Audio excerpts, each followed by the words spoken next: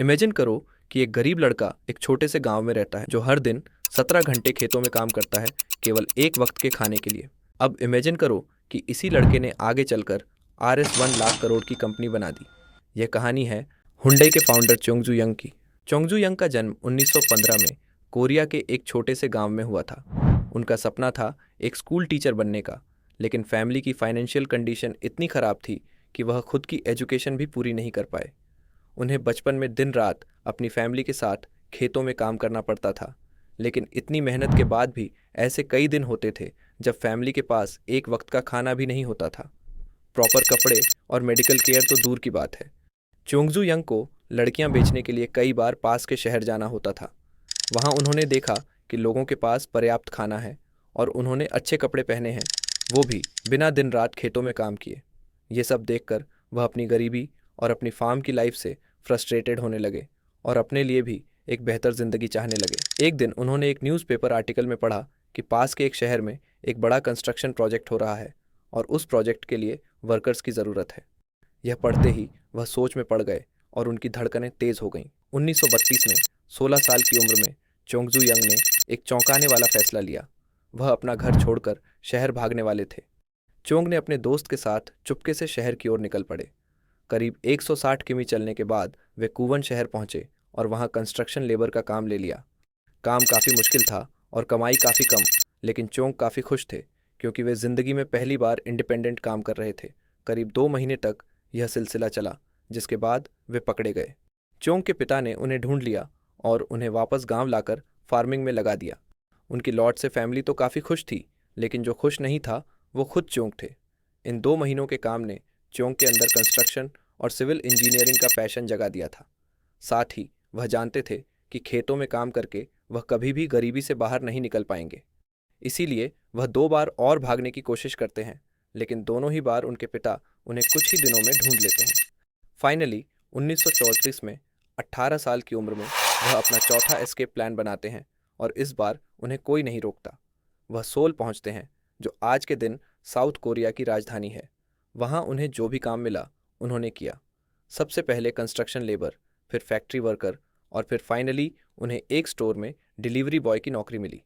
Customer और shop honours उनके काम से इतने इम्प्रेस हुए कि 6 महीने के अंदर ही उन्हें डिलीवरी बॉय से स्टोर के मैनेजमेंट संभालने की जिम्मेदारी मिल गई। इसके बाद चोंग ने काफ़ी मेहनत की और अपने बलबूते ही सफलता को छू लिया। 1937 में स्टोर के ओनर गंभीर रूप से बीमार पड़ गए और उन्होंने एक सरप्राइजिंग फैसला लिया। चोंग की मेहनत को देखते हुए उन्होंने स्टोर को चोंग के हवाले कर दिया। 22 साल की उम्र में चोंग एक एम्प्लॉय से बिजनेस के ओनर बन चुके थे।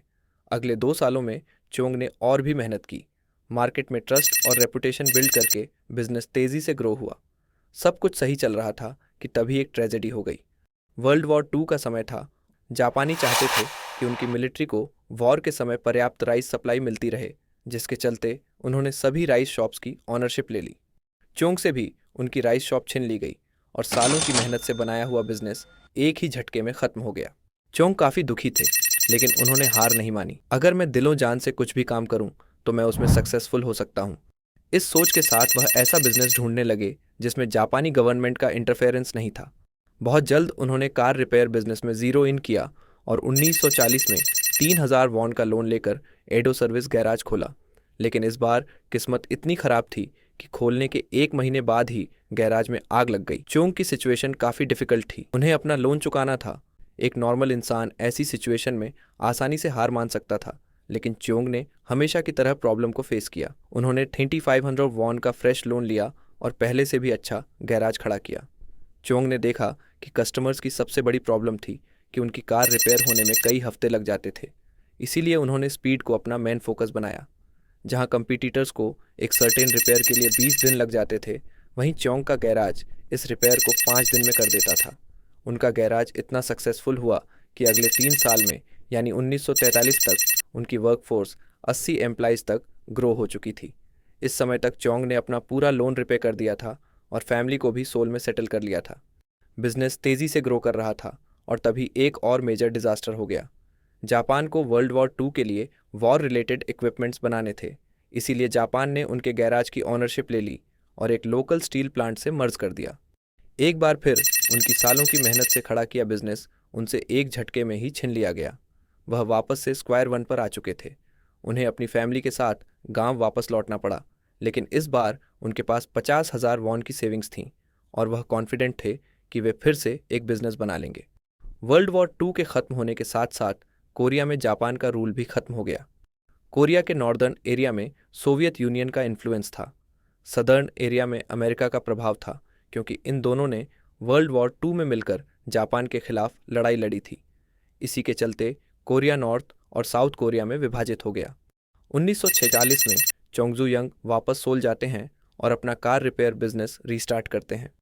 बिजनेस पुराना था, पर इस बार नाम नया था, हुंडई ऑटो सर्विस। हुंडई का मतलब होता है मॉडर्न, और कार रिपेयर का बिजनेस ठीक ठाक चल रहा था कि तभी चोंग ने नोटिस किया कि अमेरिका अपनी मिलिट्री फोर्सेस के लिए बिल्डिंग बना रहा है। उन्होंने कंस्ट्रक्शन बिजनेस में एक बड़ी अपॉर्चुनिटी को देखा। उनके पास कंस्ट्रक्शन का ज़्यादा अनुभव नहीं था, लेकिन उनके अंदर कंस्ट्रक्शन का वो पैशन अभी भी जिंदा था जो उन्हें अपने यंग डेज में एक लेबर की तरह काम करके मिला था। इसीलिए उन्होंने 1947 में 31 साल की उम्र में हुंडई सिविल वर्क कंपनी को एस्टेब्लिश किया और कंस्ट्रक्शन बिजनेस में एंट्री ली। शुरुआत में उन्हें काफ़ी छोटे छोटे काम मिले, लेकिन 1950 आते आते उनकी कंपनी को मेजर कंस्ट्रक्शन प्रोजेक्ट्स मिल रहे थे और अब यही उनका मेजर बिजनेस बन चुका था। सब कुछ ठीक चल रहा था कि तभी कहानी में एक और ट्विस्ट आता है। जून 1950 में नॉर्थ कोरिया साउथ कोरिया पर हमला कर देता है। नॉर्थ कोरियन ट्रूप्स सोल के काफ़ी करीब आ चुकी थीं, जिसके कारण चोंग को अपना पूरा काम छोड़कर अपनी सेविंग्स के साथ पोहांग शहर भागना पड़ा। लेकिन इतने बड़े संकट के बाद भी चोंग ने देखा कि अमेरिकन के पास पैसों की कमी नहीं थी। उन्हें बस रिलायबल और टिमली डिलीवरी चाहिए थी, और चोंग ने अमेरिकन को वही दिया। उन्होंने एक छोटी सी टीम से वापस शुरुआत की और कैन डू मोटो अपनाया, मतलब अगर प्राइस सही है तो वे कोई भी कंस्ट्रक्शन प्रोजेक्ट लेने को तैयार थे। साउथ कोरिया की अर्थव्यवस्था तेजी से ग्रो हो रही थी और हर साल हजारों लोग आर्थिक रूप से सशक्त हो रहे थे, जिसका मतलब था कि कार्स की डिमांड भी बढ़ेगी। अगले कुछ सालों में कारों की डिमांड तेजी से बढ़ने वाली थी। साथ ही हुंडई की नई कारों को विशेष रूप से विदेशी देशों में निर्यात करने के लिए बनाया जाना था। 1980 में यह फैक्ट्री तैयार हुई और 1982 में हुंडई ने कई सारे सुधारों के साथ अपनी पहली कार लॉन्च की। न केवल यह कार साउथ कोरिया में सुपरहिट रही, बल्कि इसे अफ्रीका, लैटिन अमेरिका और कनाडा जैसी देशों में भी सफलतापूर्वक निर्यात किया गया। अगले कुछ सालों में हुंडई की कारें लाखों की संख्या में बिकने लगीं और यह प्रॉफिटेबल हो गई। हुंडई अब ग्लोबल लेवल पर एक प्रमुख कार कंपनी के रूप में स्थापित हो चुकी थी, लेकिन वर्ल्ड के सबसे बड़े और कठिन कार मार्केट यानी अमेरिका को क्रैक करना अभी भी बाकी था। अंतर्राष्ट्रीय स्तर पर एक डिसेंट कार कंपनी से एक मेजर कार कंपनी बनने के लिए अमेरिका में सफल होना ज़रूरी था। जब हुंडई ने उस मार्केट का अध्ययन किया तो देखा कि जापानी कंपनियों ने कॉम्पैक्ट कारों के सेगमेंट पर कब्जा कर रखा था और अमेरिकी कंपनियों का मिड और बड़े साइज मार्केट में पहले से ही कड़ा मुकाबला था।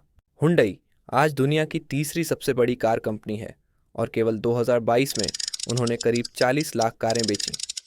वैसे तो हुंडई ग्लोबली केवल अपने कार बिजनेस के लिए जानी जाती है, लेकिन बहुत कम लोगों को पता है कि हुंडई ग्रुप में कुल 42 अलग अलग कंपनियां हैं, जैसे Hyundai elevator, Hyundai information technology और हुंडई हैवी इंडस्ट्रीज, जो दुनिया की सबसे बड़ी शिप बिल्डिंग कंपनी है। और हुंडई के ही कारण साउथ कोरिया आज जापान को पीछे करके दुनिया की सबसे ज्यादा शिप बनाने वाली कंट्री बन गया है। साउथ कोरिया को ग्लोबल रिकॉग्निशन दिलवाया, और इन सब की शुरुआत की गांव के एक ऐसे लड़के ने जिसके पास फूड, एजुकेशन, हेल्थ केयर जैसी बेसिक फैसिलिटीज तक नहीं थी, लेकिन उसके पास था इमेंस पैशन, एक विजन।